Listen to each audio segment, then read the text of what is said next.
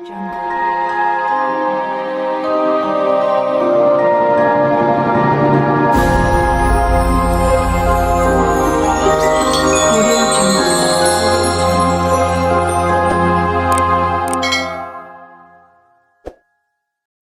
itu ngaji di mana-mana itu guyon, karena bapak saya suka guyon, bangun suka guyon. Alasannya bapak dulu sederhana, orang sudah nyari hiburan dengan maksiat, sehingga agama ini harus membawa keceriaan sosial, membawa keceriaan hati.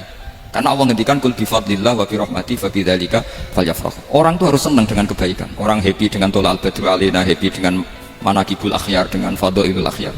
Karena orang di sana sudah senangnya itu kalau ada maksiat. Nah sekarang agama dibawa orang-orang yang tidak menyenangkan juga. Ngaji teko wis merengut. Ada muridnya salah duduk marah, salah posisi meja marah. Lalu orang-orang kan mikirnya kan, daripada ngaji dimarahin terus mendingan enggak kan. Makanya Nabi itu paling marah itu kalau satu kebaikan jadi problem. Mu'ad bin Jabal itu pernah ngimami lama sekali, dan yang makmum itu akhirnya mufarokoh. Dulu belum ditemukan fikih, tapi orang ini sudah berani mufarokoh. Jadi ini termasuk mujtahid. Sebelum tahu Fathul Mu'in, tahu Wahab, dia sudah berani mufarokoh. Jadi sudah luar biasa. Karena bangsa ibadah yang agak-agak ngawur itu tanpa diajarin sudah pinter sendiri. Dia mufarokoh. Ketika dia mufarokoh, komentarnya Mu'ad, dia munafik, sholat belum selesai kok mufarokoh. Singkat cerita Mu'ad melaporkan itu ke Rasulullah. Si tukang penggembala ini juga melaporkan ini ke Rasulullah. Tapi apa kata Rasulullah? Yang Rasulullah itu yang bela, malah bela yang penggembala tadi. Afattanun anta ya Mu'ad, kamu itu tukang fitnah. Agama ini kalau kamu model begitu orang lari. Basyiru wala tunafiru, yasiru wala tu'asir. Padahal ini baca Quran panjang, harusnya akan ibadah. Tapi karena ini menjadi problem sosial, orang menjadi tidak nyaman jamaah, itu sudah disalahkan Nabi. Karena tadi, kalau agama ini jadi problem, maka masalah besar. Makanya sifat dasar Rasulullah atau khufiful ma'unah, biayanya murah. Makanya saya ngaji di mana-mana ya suka seperti ini. Mejanya nggak jelas, pengunjungnya juga nggak jelas. Semakin kacau semakin baik kira-kira. Ini pengunjungnya juga seperti ini kan. Nanti sampai yang beda tuh, jadi tak beri hak selesai. Ini namanya aqomaddin. Kalau faman taroka fakot. Jadi pilihannya kalau gak aqomaddin ya adamuddin. Jadi kenapa banyak kiai yang ceria? Karena tadi satu-satunya cara kita menandingi hegemoni maksiat adalah pembawa taat itu ceria. Karena orang itu mesti mencari kebahagiaan. Sebab itu para nabi itu mengajarkan agama ini dengan cara yang bahagia. Misalnya mangqala la ilaha illallah dakhalal jannah. Nabi tidak ngendikan gini, mangqala la ilaha illallah terus sholatnya benar, puasanya benar, belajarnya benar, jadi kiainya benar. Wah itu kalau itu panjang sekali, banyak yang nggak masuk surga. Sementara kubu yang lain kampanye sudah tenang bersama bapaknya di surga. Lah kita kampanyenya, kon sholat mesti ditompo, puasa mesti ditompo. Repot, syaratnya ditompo ikhlas uangnya, itu ora bakal iso. Berarti maknanya kan ora bakal mlebu swarga. Akhirnya wong kan mikir, wis sholat tetap ra swarga, puasa tetap ra swarga, mendingan ra sholat. Jadi kita ini kan bersaing sama kampanye sebelah gitu. Makanya saya milih manhaj Islam apik. Tapi bukan berarti saya menyepelekan aturan-aturan dalam sholat, karena yang kampanye itu sudah banyak. Biasanya kiai-kiai sing kurang kampanye tentang sing kereng-kereng. Itu saya manfaatkan, ya sudah, itu bagian jenengan. Jadi orang itu harus mikir. Agama Kristen itu diterima di Eropa di mana-mana. Di antara sebabnya adalah karena orang dijamin masuk surga. Orang kayak apa faseknya tetap kalau mati bersama. Kita enggak, sudah kiai, sudah mulang terus masih didoain. Semoga amal baiknya diterima, amal buruknya masih ngeper apa?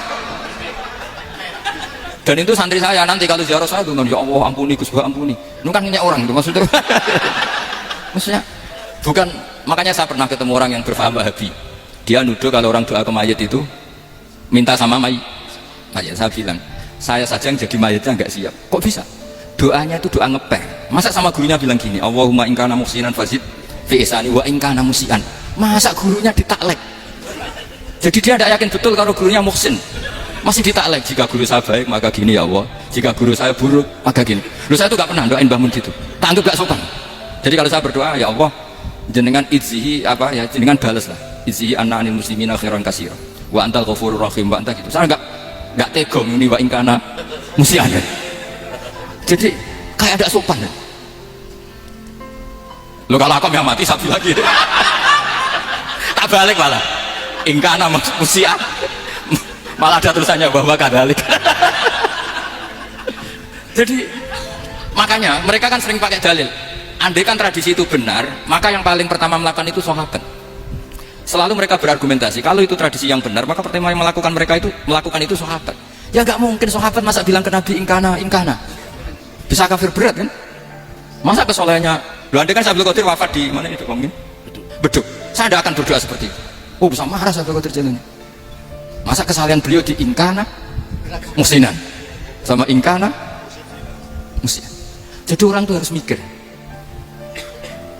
Jadi saya dengan bukan berarti Gus Pak kita menciptakan doa baru. Ini bukan urusan menciptakan. Orang yang punya sopan spontan seperti itu. Ini bukan urusan modifikasi doa Anda.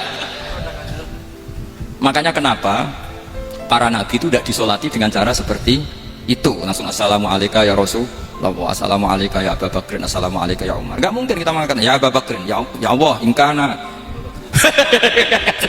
Masa Abu Bakar diingkana? Kalau dia, bukan kalau beliau ashabul Rasulillah pasti orang baik. Sayyid itu dzurriyyatul Rasulillah pasti al-thahirin al-mutahharin. Guru-guru kita ini guru-guru kita. Jadi tolong doa itu. Nah, kalau terpaksa doa wa in kana musian, anggap saja hafalnya hanya itu, tapi jangan dijiwai, apa? Jangan apa? Dijiwai. Kalau ditanya, "Lho Gus, ini orang soleh kok doanya wa in kana musian?" Itu kan guru jenengan, apalku ikut tok. Tapi rasa dimaknani, apa? Karena sekali dimaknani nanti kan. Jadi ini urusan etika, urusan rasa. Saya teruskan, karena jadi saya mohon sekali, apa-apa itu ada aturannya. Ada aturannya. Ya tentu kita ikut masal saja. Semua selain Nabi, selain para wali kita nggak apa-apa doa wa ingkana musian, ingkana musian. Tapi di hati kita sebetulnya ketika mengatakan ingkana musian itu, coro Jawa hanya rapalan itu ya sudah ngomong saja. Tapi nggak usah apa, nggak usah dijiwai. Ya, yang dijiwai kita adalah sifat ghafurnya Allah, bukan status mayitnya, tapi sifat ghafurnya Allah. Karena kata musi itu kan nggak nyaman. Makanya Nabi itu hebatnya Nabi, ya tentu karena bentukan Allah Subhanahu wa taala. Ada bani Rabbi fa'asana ta'dibu. Itu kalau nyifati tentang keburukan orang mukmin itu diikutkan sifat ghafurnya Allah. Jadi misalnya gini kalimatnya, liyukaffirallahu anhum aswa'al ladzi amil. Atau sebagian ayat misalnya wa yukaffiru anhum sayyi'atihim. Jadi sebetulnya kalau terpaksa mengatakan orang itu buruk, itu sebenarnya dari Allah dulu kita mengatakan Allah itu zat saking baiknya itu mengampuni salahnya seseorang. Jadi nyifati Allah dulu, Allah saking baiknya itu mengampuni salahnya orang-orang baik, karena orang-orang baik juga manusia, Ustadz juga, tapi lebih ke nyifati ke Allahnya. Kalau kita kan enggak, lebih tertarik nyifati mayitnya, sehingga kita di hati itu mayit kira tak jalan sepuro tuntas kayak gitu. Jadi kalau di Quran enggak seperti itu. Jadi kita lebih mensifati Allah itu ghafur, afuwun karim. Makanya seperti doa-doa kita kalau Ramadan ini, Allahumma innaka afuwun karim tuhibbul afwa, baru bakas fa'fu anna. Jadi ada aturannya. Meskipun ilmu ini agak jelimet, tapi bagi ahlinya ini ma'ruf. Kalau sampai nggak paham berarti nggak ahlinya. Jadi ilmu ini agak jelimet, tapi ma'ruf. Nah, sehingga Rasulullah kalau kita meyakini syafaat Rasulullah SAW, itu cara berpikir harus kita balik. Misalnya begini, wong Islam nakale ngono, penggaweane maksiat kok disyafaati Kanjeng Nabi kurang penggawean. Caranya berpikir jangan gitu. Kalau gitu kayak mari mangkel, wong nakale ngono kok untuk syafaati Kanjeng. Tapi cara berpikir gini, syafaatu Rasulullah itu wasi'ah, luas sekali. Syafaatu Rasulillah ghairu munhasirah, tidak terbatas. Syafaatu Rasulillah itu lebih sakti ketimbang dosanya umatnya. Semua ulama dulu kalau nyifati Allah juga gitu. Allahumma misalnya maghfiratuka ausa'u min dzunubina. Ya, yang misalnya yang pakai mutakalim ya Allahumma maghfiratuka ausa'u min dzunubi wa rahmatuka arja intimin amali. Jadi jangan kitanya dulu. Kalau kitanya dulu kan nyifati kita dosa banyak. Itu sama enggak usah ngaku, sudah tahu semua. Tapi nyifati pertamanya apa? Allahumma maghfiratuka ausa'u min dzunubi wa rahmatuka arja intimin amal. Sehingga dari nyifati maghfiratullah yang wasi'ah, yang tidak terbatas, kemudian kita sah mengatakan bahwa ahlul maksiat pun mungkin atau berhak dapat ampunan. Sama, syafaatu Rasulillah itu ghairu munhasirah, syafaatu Rasulillah itu wasi'ah. Jika salah riwayat syafaati li ahlil kabair min ummah, itu bukan menyangkut melegalkan kabirah, bukan menyangkut mengesahkan orang Islam dosa besar, karena nanti dapat syafaatnya Rasul.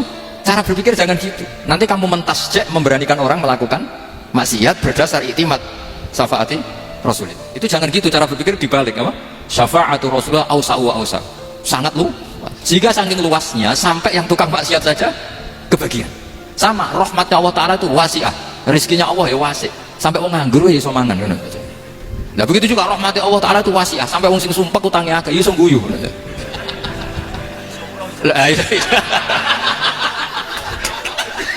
Tapi kalau dibalik, Misalnya saya diprotes kiai, saya pernah juga diprotes, Gus umat kok latih guyu, padahal mereka maksiatnya akeh, hutangnya akeh, gini-gini. Karena kamu menyifati orangnya, kalau menyifati orangnya sampean guyu haram. Utang jatuh tempo, sampean gak mikir dosa ndak? Dosa. Jadi kiai muridnya goblok kok kiai ini kurang tahajud ya dosa. Jadi kiai muridnya goblok tenang wae. Sementing untuk sowanan, itu amatir ya.